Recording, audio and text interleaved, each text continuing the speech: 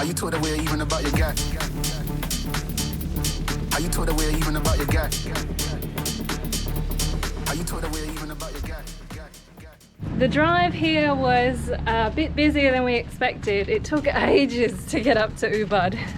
In Ubud, you can learn how to make Balinese offerings, make your own batik fabric, enjoy yoga and cooking lessons, take wood carving classes, or learn how to make silver jewellery. But it's also loved for its hiking.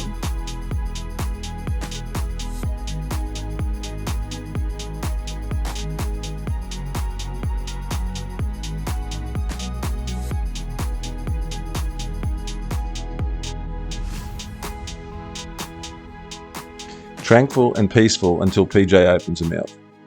These are working farms, so you need to be careful and watch out for cows. Look at that sweat. But look at that guy, he's doing it hard. I grew up in the tropics and I love hiking in conditions like this. Charlie, on the other hand, how's it going? Is it a little bit warm? It's very humid. I kind of like it, but let me tell you, Ubud is not what I thought it would be. It's very crowded, it's very noisy, and the ride here was like horrific. But you know, like the accommodation's okay, and once you get off the main streets, it's quite lovely.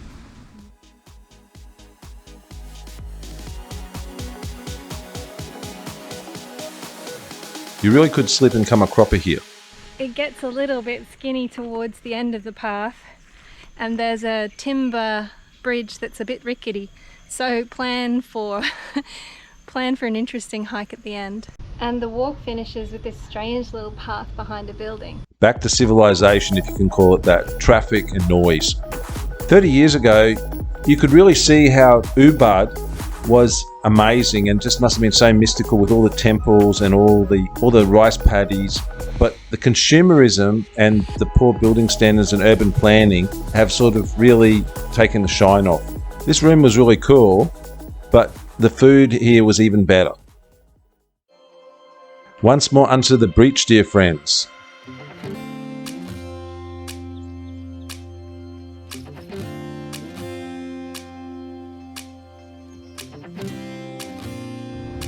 We're on our way to the Kampung Ridge Walk, and there seems to be a festival on today.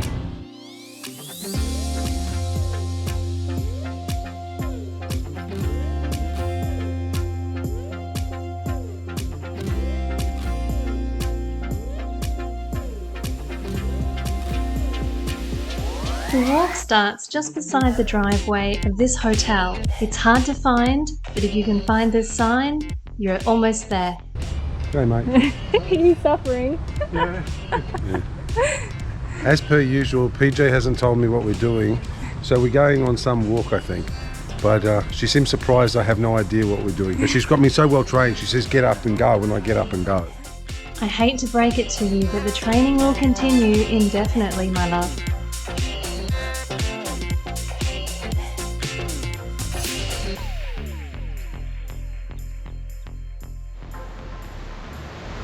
Okay, we found another area where they're not keeping up the maintenance, so you know you can just sort of see that things are falling into a general state of disrepair. And the river right next door, it's kind of making a bit noisy as well. So anyway, we'll just make the best of it because that's what we do.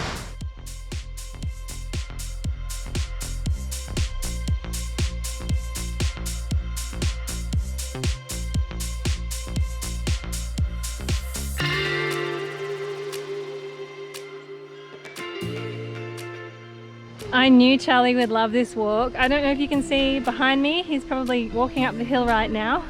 He's well ahead and he seems to be thoroughly enjoying himself. But we'll see at the end what he thinks.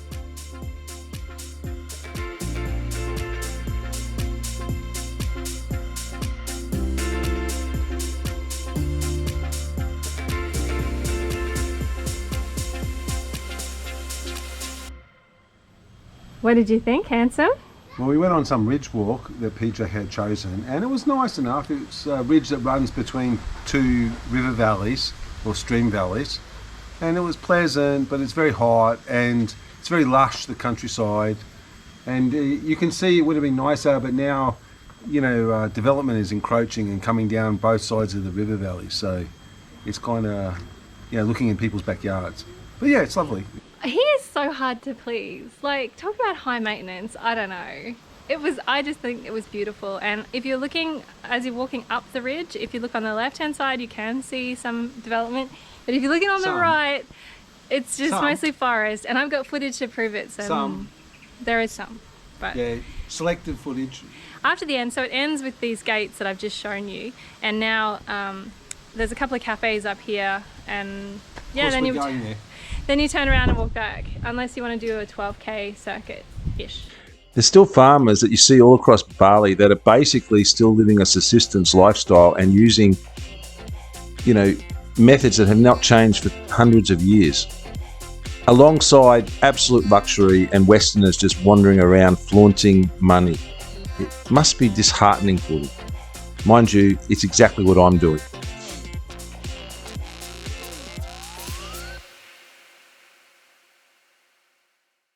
Okay, so our time in Ubud is over, and we're taking a taxi to the other side of the island now to go diving at the Ocean Sun Resort, which is where Megan and I spent some time diving in 2013.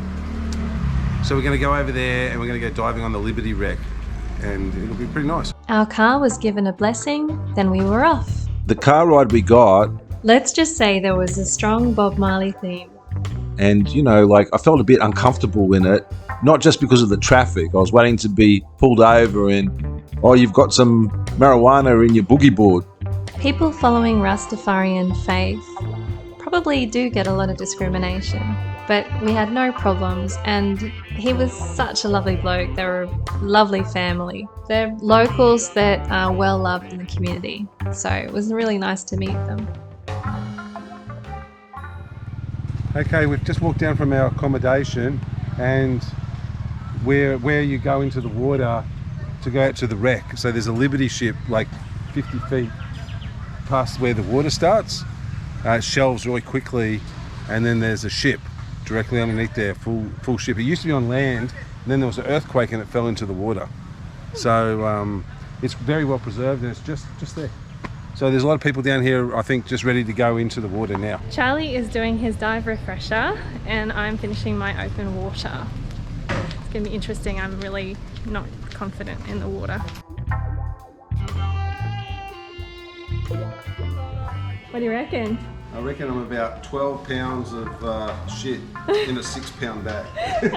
Here's PJ being a diver. Hi, Charlie. Oh, I didn't get a photo of you coming up those stairs. Nah. Shortly after this, I abandoned the wetsuit as it was cutting off blood to my brain. It was that tight.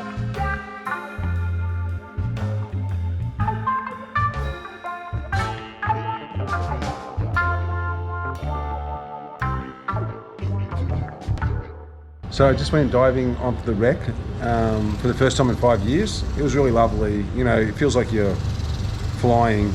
And there's lots of big fan coral. I saw barracuda, groper. Lots of fish. Very pretty, and it was really nice. Really nice. How clear was the water? It was pretty clear. It was probably 20 meters of visibility, not more than that though, I don't think. So it wasn't as clear as the last time I was here, but it was still pretty clear. It was lovely. You could see a lot. This has got a beautiful view over the ocean, and I should say the food is just lovely, and food averages about $3 for a main, and is just beautiful and yummy.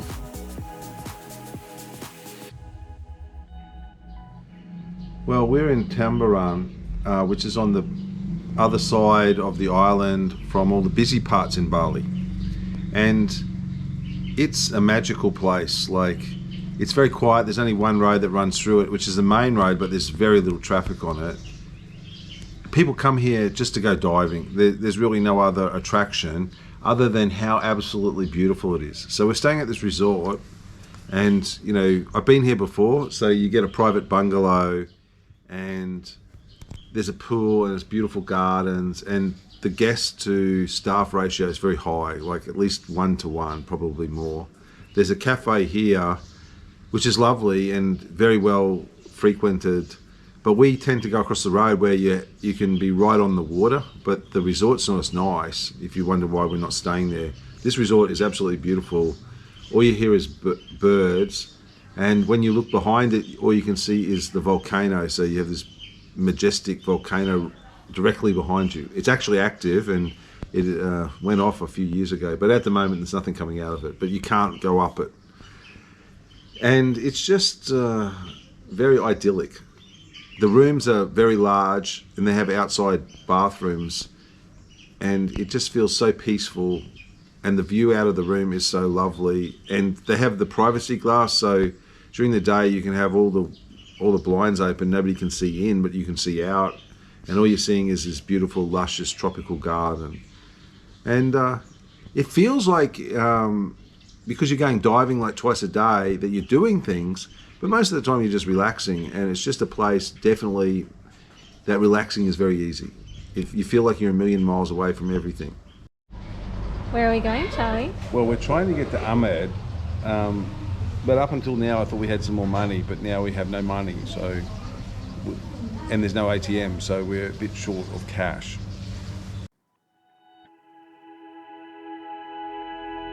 Flashing lights dance with fire in the night. I'm wired. Watch the time pass us by. Is this feeling lying? Could you pass the lighter? Yeah, I'm trying to keep my cool. Nicotine in my veins, flaming up desire. Hi, Charlie.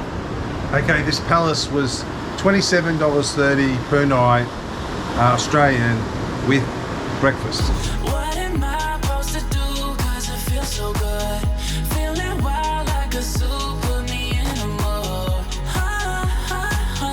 Put me in a mood.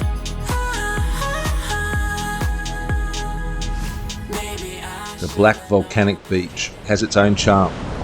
It's raining. It's glorious.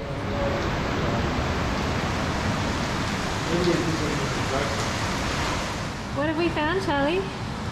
We found a restaurant directly under where we're staying. Yeah, we didn't even know it was here, but it's really, really cool, and we're drenched, so. This is the view from the back door of our apartment.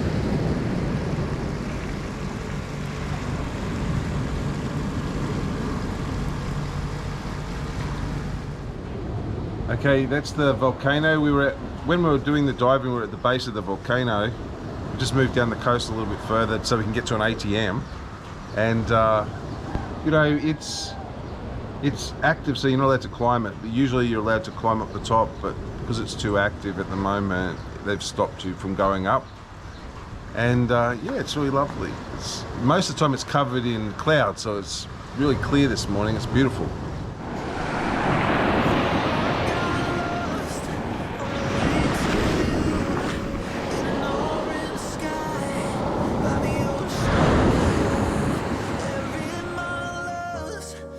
The black sands of Amed.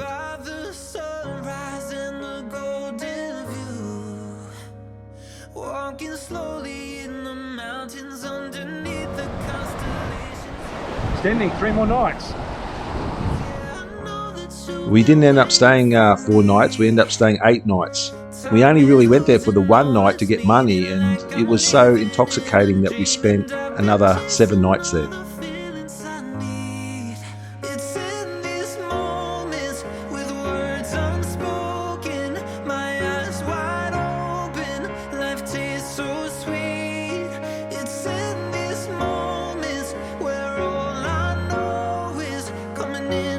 Life is hard, let me tell you, life is hard.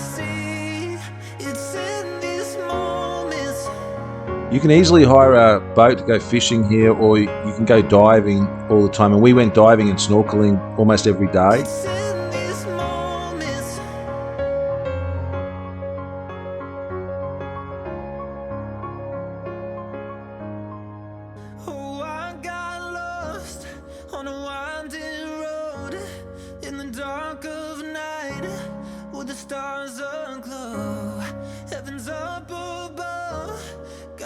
You see us walking a lot in these videos. There's no need to walk. Transport's cheap, and you can hire a scooter or you can get driven around very cheaply, but we're just trying to stay active.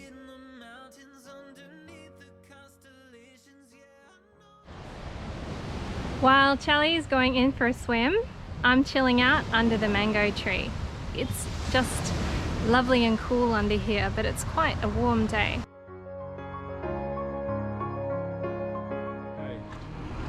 We're going down the road to go snorkeling. You hire the snorkeling stuff off the locals.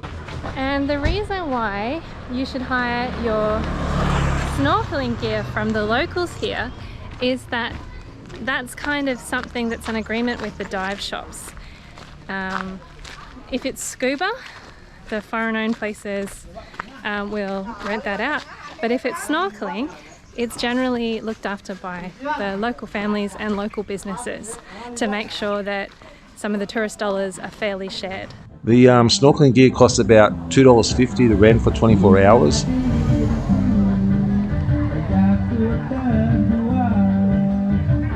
And you can walk straight into the water and there's coral everywhere as soon as you walk in the water. It's amazing. We had dinner here most nights. It's just this little cafe called the Sunset Cafe, and you have these beautiful views and wonderful vegetarian and meat-based dishes.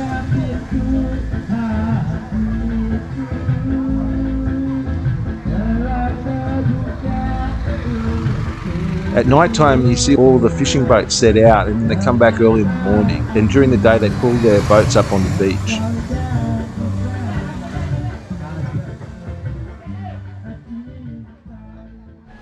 Okay, our trip to Bali is coming to a close, and especially our trip to Amed, and it's been absolutely idyllic. It's a lovely place. It's completely different than the other side of Bali. It's quiet, it's beautiful, it's got lovely views. It's really only one street thick the whole way. The weather's been glorious, the company has been wonderful, everybody that we've met has been beautiful, the accommodation's cheap, the weather's been lovely. It's all good. I'm sad to leave. I mean, it's not been very active, I'll give you that. But the food and the company, the diving, the swimming, the snorkeling, the walking has made it a lovely interlude.